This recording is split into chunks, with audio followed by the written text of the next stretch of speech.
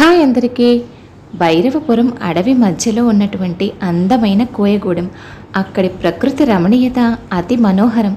ఆ కోయగూడానికి గూడెం పెద్ద మల్లన్న దొర, అతని భార్య శివంగి. వారికి పెళ్ళై 12 సంవత్సరాలు గడిచినా సంతానం లేరు. ఆ గూడానికి ఇలవేల్పు భైరవీమాత. మల్లన్న దొర శివంగి ప్రతిరోజు భైరవీమాత దేవాలయానికి వెళ్ళి పూజలు చేసేవారు. ఒకరోజు రోజులాగే దేవాలయానికి వెళ్ళిన వాళ్ళకి అక్కడ గుడి దగ్గరికి వెళ్ళేసరికి ఎవరో పసిబిడ్డ గుక్క పెట్టి ఏడుస్తున్నట్టుగా వినిపించి, ఎవరో పసిబిడ్డ ఏడుపు వినిపిస్తుంది అని కంగారుగా గుడి లోపలికి వెళ్ళారు ఆ దంపతులు. అక్కడ అమ్మవారి పాదాల దగ్గర పట్టు వస్త్రంపై 1 రోజుల పసికందు మగబిడ్డ ఏడుస్తూ కనిపించాడు. అయ్యయ్యో, పసిబిడ్డ గుక్క పెట్టి ఏడుస్తున్నాడే అంటూ ఆ తల్లి బిడ్డను అక్కున చేర్చుకుంది. ఆకలితో ఏడుపు ఆపని ఆ బిడ్డకి అమ్మవారి అభిషేకం కోసం తీసుకొచ్చిన పాలను పట్టింది శివంగి. పాపం ఆ బిడ్డకు ఆకలి తీరిన తర్వాత ఆ తల్లిని చూసి మురిపంగా నవ్వాడు. ఆ బిడ్డ నవ్వుని చూసి పొంగిపోయింది ఆ తల్లి. చుట్టూ ఎవరూ కనబడటం లేదు. ఇంత అడవిలోకి ఈ బిడ్డ ఎలా వచ్చుంటాడు అన్నాడు మల్లన్న దొర. ఎలా వస్తే ఏం లేవయ్యా, బిడ్డ మొహంలో రాజకళ ఉట్టిపడుతుంది. మెడలో ఏదో బంగారు పథకం కూడా ఉంది. ఈ బిడ్డ సామాన్యమైన బిడ్డలా లేడు. ఆ అమ్మవారు మన ఎన్నో ఏళ్ల కోరికను తీర్చడానికే ఈ బిడ్డను మనకు ప్రసాదించినట్టుంది. ఇక మీదట ఈ బాబు నా బాబే. అమ్మవారి శక్తి వల్ల మనకు లభించిన ఈ బాబుకి శక్తి అని పేరు పెట్టుకుందాం. అయ్యా, బాబు భలే ముద్దుగా ఉన్నాడు అని మురిసిపోతూ ఇద్దరూ కలిసి అమ్మవారికి నమస్కరించి బాబుని తీసుకుని గూడానికి వెళ్ళారు. అక్కడ గూడెంలోని ప్రజలకు బాబును చూపించి బాబును తమ బిడ్డగా ప్రకటించారు. ఆ దంపతుల ఆలన పాలనలో బాబు చక్కగా పెరిగి పెద్దవాడయ్యాడు. శక్తి రూపం నిజంగానే చూసేవారిని తన వైపు ఆకర్షించేటట్టుగా ఉంటుంది. శక్తి అందగాడు, బలవంతుడు, తెలివైనవాడు, అన్నిటికీ మించి సాహసవంతుడు. చిన్నప్పటి నుంచే శక్తికి సాహసాలు చేయడం అంటే భలే ఇష్టం. గూడెల్లో చిన్నతనం నుంచి విలువిద్య, కత్తి విద్య, కర్రసాము లాంటి ఎన్నో విద్యలలో ఆరితేరాడు. అడవి గుర్రాలను లొంగ తీసుకోవడంలో కడు నేర్పరి. కుమారుడి సాహసాలు చూసి మురిసిపోయేవారు తల్లిదండ్రులు ఇద్దరు. ఒకరోజు అడవి గుర్రాలను లొంగ తీసుకోవడానికి వెళ్ళిన శక్తి వాటితో పోటీ పడుతూ కాలాన్ని కూడా గమనించకుండా అడవిలో చాలా దూరం ప్రయాణం చేశాడు. చూస్తూ ఉండగానే చీకటి పడడంతో తన గుర్రాన్ని ఒక చెట్టుకు కట్టేసి తను ఆ చెట్టు కిందే సేద తీరుతున్నాడు. అడవిలో ఆ వెన్నెల రాత్రి చాలా ప్రశాంతంగా అద్భుతంగా అనిపించింది శక్తికి. ఇంతలో దూరంగా ఏవో పాటలు వినిపించాయి. ఈ అడవిలో ఈ పాటలు ఎక్కడి నుంచి వినిపిస్తున్నాయి అనుకుంటూ ఆ పాటలు వచ్చే వైపే వెళ్ళాడు. దూరంగా ఏదో ఒక రాజభవనం కనిపించింది. ఈ అడవిలో రాజభవనమా అనుకుంటూ అటువైపు నడవసాగాడు శక్తి.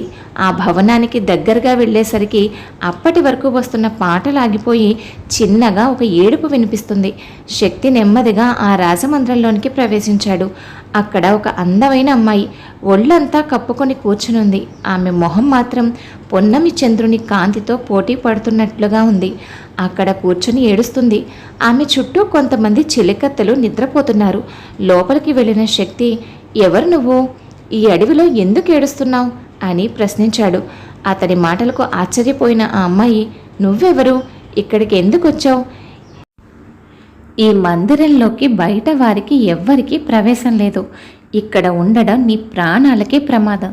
త్వరగా ఇక్కడి నుంచి బయటికి పో అంది. నా గురించి నువ్వేమీ భయపడొద్దు.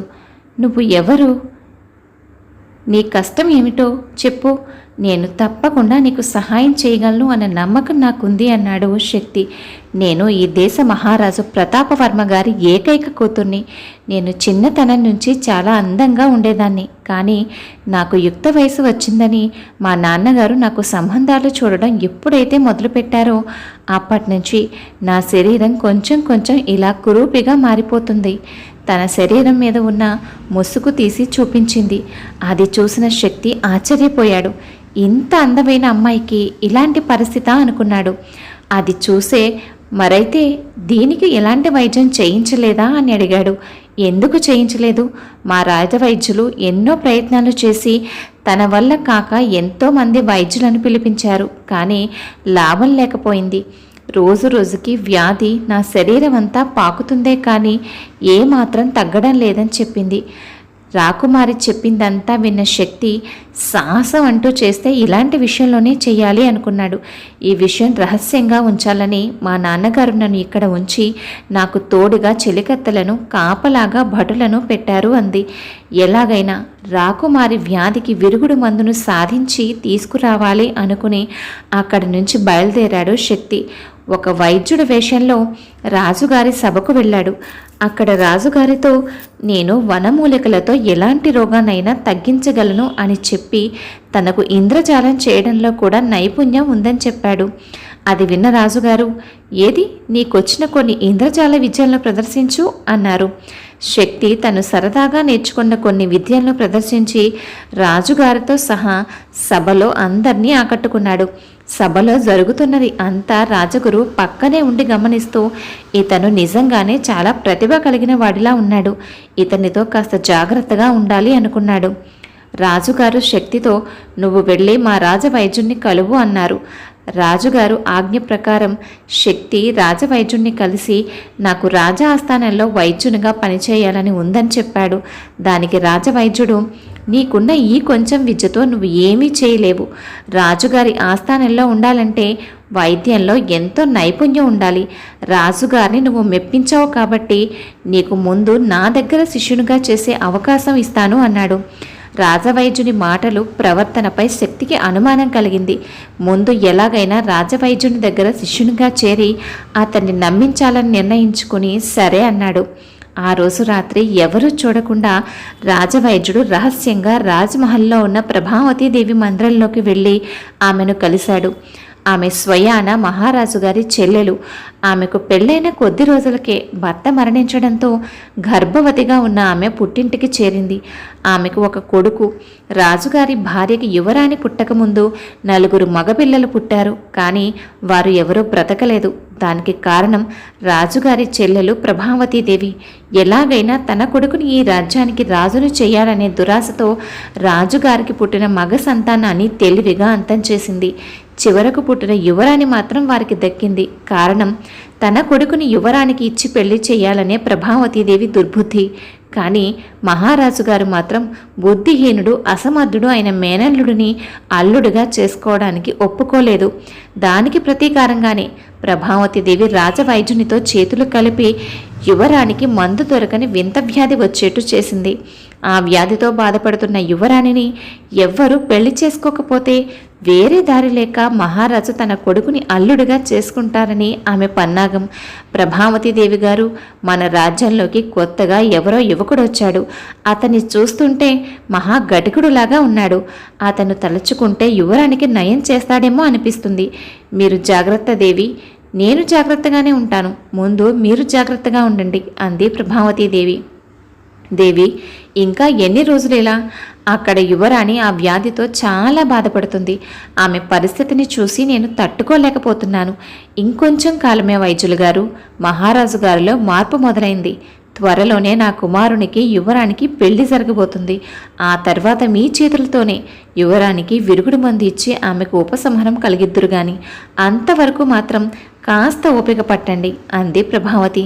రాజవైద్యునికి తెలియకుండా అతన్ని అనుసరించిన శక్తి ఈ మాటలన్నీ చాటుగా ఉండి విన్నాడు.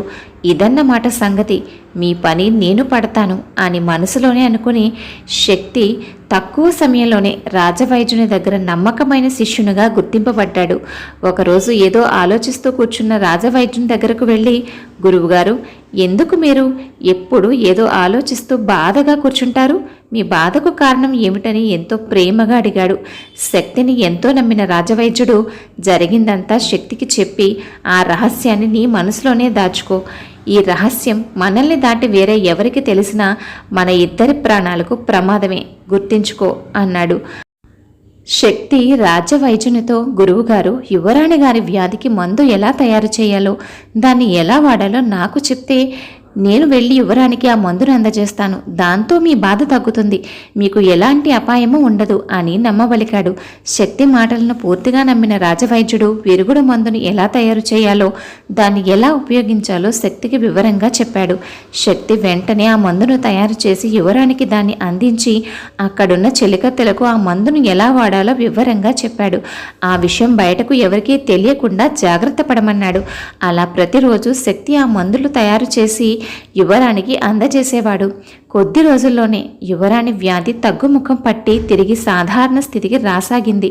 ఈ విషయం ఎలాగోలా ప్రభావతీదేవికి తెలిసి రాజవైద్యుడి మీద విరుచుకుపడుతూ, నేను నీకు చెప్పాను కదా, నా కొడుకుతో యువరాణి పెళ్లి జరిగే వరకు ఆ విరుగుడు మందు ఇవ్వడానికి వీల్లేదని. నీకు అంత పాపభీతి ఉంటే ఏ తీర్థయాత్రలకో పోవాల్సింది కదా. ఇన్ని సంవత్సరాలుగా నేను పడుతున్న కష్టాన్ని మొత్తం బూడిదలో పోసిన పన్నీరు చేశావు. నా ఇన్నేళ్ల కలలను కళ్ళలు చేసిన నిన్ను బ్రతకనివ్వను అంటూ ప్రభావతీదేవి రాజవైద్యుని మీద కత్తి దూయగా అంతలో శక్తి వచ్చి ఆమెను అడ్డుకుంటాడు. పక్కనే భటులతో సహా ఉండి జరిగినదంతా చూసిన మహారాజు బయటకు వచ్చి, దుర్మార్గురాల, తోడబుట్టిన దానివని పుట్టెడు దుఃఖంలో ఉన్నావని నిన్ను చేరదీసి అక్కున చేర్చుకుంటే ఆ కృతజ్ఞత కూడా లేకుండా నా వారసులను పురిటిలోనే పొట్టన పెట్టుకున్నది చాలక ఇప్పుడు నా కూతురు జీవితాన్ని కూడా నాశనం చేయాలని చూస్తావా? భటులారా, ఆ దుర్మార్గురాల్ని బంధించండి అని రాజ్యవైద్యునికి రాజ్య బహిష్కరణ శిక్ష విధించి తన కూతుర్ని, తన రాజ్యాన్ని ఆ దుర్మార్గుల చేతి నుంచి కాపాడినందుకు శక్తిని అభినందించి రాకుమారితో వివాహం జరిపించి ఆ రాజ్యానికి మహారాజుగా పట్టాభిషేకం చేశారు రాజుగారు. తమ కుమారునికి దక్కిన అదృష్టాన్ని చూసి పొంగిపోయారు శక్తి తల్లిదండ్రులు. కథ విన్నారు కదా అండి. కథపై మీ అభిప్రాయాన్ని తప్పకుండా కామెంట్ చేయండి. మీ కామెంట్ నాకు మరింత ఉత్సాహాన్ని ఇస్తుంది. మరొక మంచి కథతో మళ్ళీ కలుద్దాం. ఉంటాను మరి.